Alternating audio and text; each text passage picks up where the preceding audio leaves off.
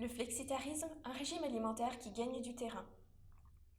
Consistant à limiter sa consommation de viande, le flexitarisme est un régime alimentaire qui gagne du terrain en France. Bon nombre de ménages français comprennent au moins un membre flexitarien. Flexitarisme, régime alimentaire plus populaire qu'avant.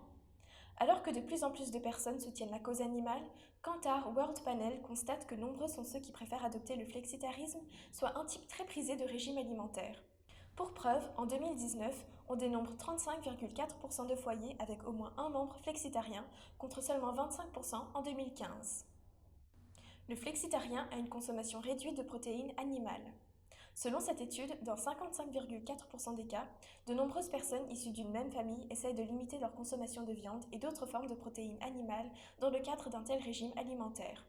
14,1% des foyers interrogés sont quant à eux complètement flexitariens.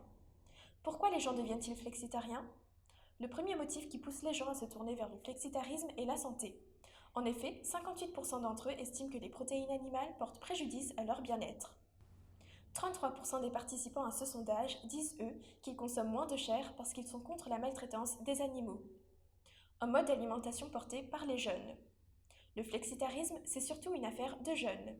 En effet, 47% de ceux qui ont adopté ce régime alimentaire sont des followers, c'est-à-dire qu'ils sont présents sur les réseaux sociaux. Ce mouvement concerne seulement 37% des Français âgés de 50 à 65 ans.